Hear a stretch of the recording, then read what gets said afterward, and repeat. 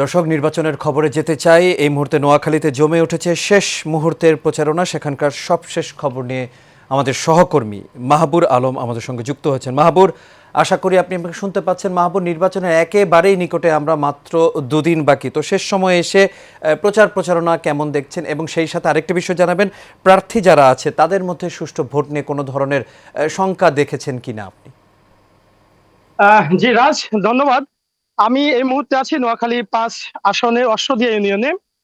এখানে সকাল থেকে কিন্তু প্রতিটি প্রার্থী তাদের শেষ মুহূর্তের প্রচারণা চালাচ্ছে এবং নোয়াখালীতে ৬টি যে আসন আছে সেই ৬টি আসনে মোট ৪৮ জন প্রার্থী এখানে প্রতিদ্বন্দ্বিতা করছে।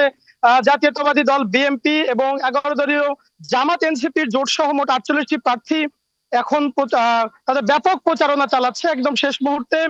এবং আমি আপনাকে জানিয়ে রাখি, প্রশাসন কিন্তু ব্যাপক প্রস্তুতি চালাচ্ছে।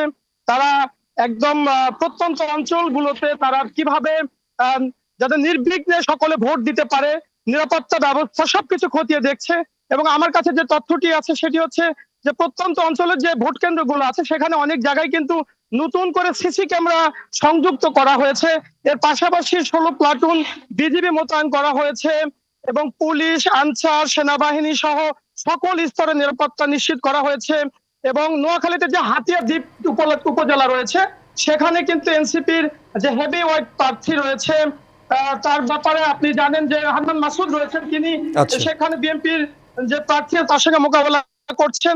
সার্বিক দিক মিলিয়ে কিন্তু নোয়াখালীতে ব্যাপক প্রস্তুতি সম্পূর্ণ হয়েছে। তবে রাজ, একটি বিষয় জানিয়ে রাখি যে ভোট কেন্দ্রের ৪০০ গজের মধ্যে মোবাইল প্রবেশ করার যে বিধিনিষেধ দেওয়া হয়েছে সেটার মধ্যে কিন্তু প্রার্থীরা বেশ আপত্তি জানিয়েছে এবং অনেক ভোটের সমর্থক যারা আছে তারা কিন্তু বেশ আপত্তি জানিয়েছে।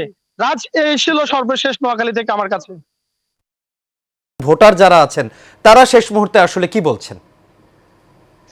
ভোটার যারা আছে রাজ, তাদের কথাটি হচ্ছে যে শেষ মুহূর্তে এসে তারা যে বিষয়টি জানতে পেরেছে যে ভোট কেন্দ্রের ৪০০ গজের মধ্যে কিন্তু মোবাইল ব্যবহারের যে নিষেধাজ্ঞাটি দেওয়া হয়েছে সেটি নিয়ে কিন্তু তারা আপত্তি জানিয়েছেন যে ৪০০ গজ একটি যথেষ্ট দূরত্ব, জি, সেই দূরত্বের মধ্যে যদি মোবাইল তারা নিয়ে প্রবেশ করতে না পারে সেটি আসলে যাতে কতটুকু নিশ্চিত করা হয়। মাহবুর, নিরাপত্তা। আপনাকে অসংখ্য ধন্যবাদ। আমরা বুঝতে পেরেছি আপনি আমাদের সাথে যুক্ত ছিলেন, আপনাকে অসংখ্য ধন্যবাদ। দর্শক, নোয়াখালী থেকে নির্বাচনী প্রচারণা এবং সর্বশেষ যে খবরগুলো সেটি আমাদের জানানোর চেষ্টা করছেন।